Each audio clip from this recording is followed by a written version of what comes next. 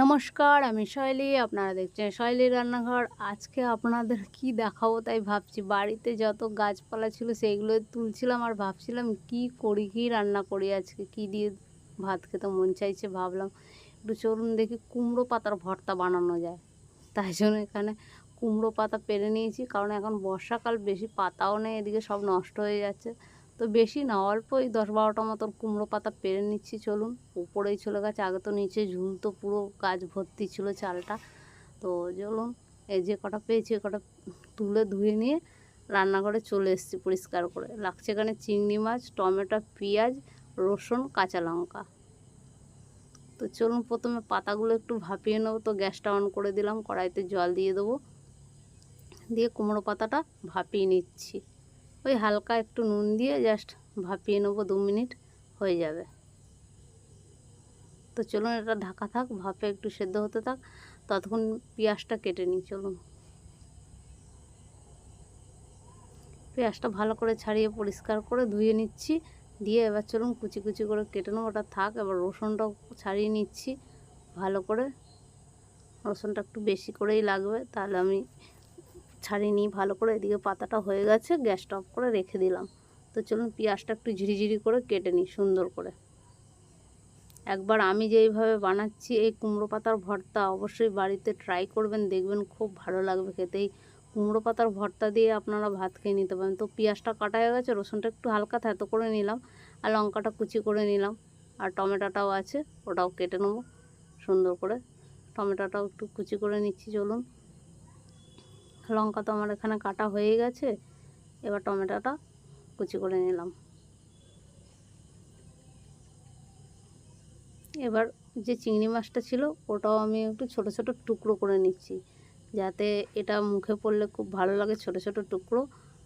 তাই জন্য ছোট ছোট টুকরো করে নিলাম, দিয়ে চিংড়ি মাছটা সাইডে রেখে দিলাম। এদিকে বরফ দিয়ে দিলাম জলের মধ্যে। কুমড়ো পাতাটা তুলে এই বরফ জলে দেবো, যাতে কুমড়োর পাতার কালারটা পুরো সবুজ থাকে, খুব ভালো লাগবে দেখতে, খেতেও খুব অপূর্ব লাগে। তো ঠান্ডায় দিয়ে দিলাম, আপনারা চাইলে নর্মাল জলেও দিতে পারেন। তো আমি একটু কালারটা দেখার জন্য সুন্দর, তাই ঠান্ডা জলে দিলাম, বরফ জলে।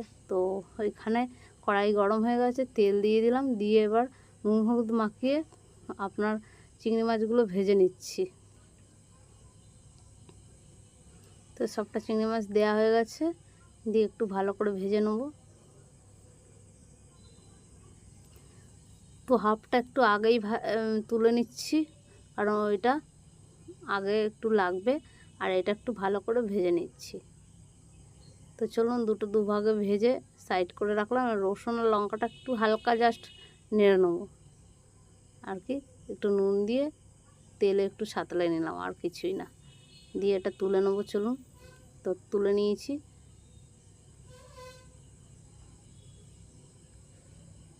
তো চলুন ওইদিকে পাতাটা মিক্সিতে দিয়ে দিচ্ছি, জলটা পুরো একদম নিগড়ে দিয়ে দিলাম চেপে। দেখুন কতটা সবুজ লাগছে পুরো একদম। এবার এর মধ্যে দিয়ে দেবো আগে যে ভেজে রাখলাম চিংড়ি মাছটা, ওটা দিয়ে দিলাম। দিয়ে দেবো এবার রসুন আর লঙ্কাটা যেটা ভেজে রেখেছিলাম, দিয়ে এটা একটা পেস্ট বানিয়ে নিয়ে আসছি। চলুন, পেস্ট করে নিয়ে চলে আসছি। এবার দেখুন এতটা সুন্দর হয়েছে। তো হালকা একটু জল দিয়ে দেবেন পেস্টের সময়, দেখবেন খুব ভালো হয়ে যাবে। তো কড়াইয়ে তেল গরম হয়ে গেছে, দিয়ে দিয়েছিলাম কালো জিরে, শুকনো লঙ্কার, পেঁয়াজটা ভালো করে একটু ভেজে নেবো, লাল লাল করে সুন্দর করে। পেঁয়াজটা একটু ভালো করে ভাজতে হবে। তো পেঁয়াজ ভাজা হয়ে গেছে, এবার টমেটোগুলো দিয়ে দিলাম। টমেটোটাও একটু ভালো করে ভেজে নেবো। তার মধ্যে দিয়েছি 1 চামচ নুন, কারণ নুনটা দিলে টমেটো তাড়াতাড়ি গলে যাবে সুন্দর হয়ে।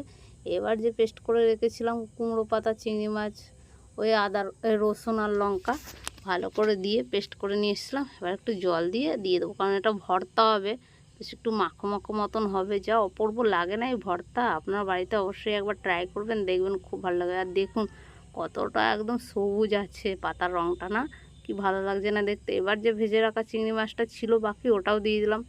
এবার মুখে পড়বে, যা লাগবে না খেতে, ভাতের সাথে গরম ভাতে খুব অপূর্ব স্বাদ লাগে। সামান্য একটু চিনি দিয়ে দিলাম, আপনারা চাইলে দিতেও পারেন, নাও পারেন। চিনিটা দিলে না বাটা বলুন ভর্তা বলুন, এর টেস্টটা খুব বাড়িয়ে দেয়।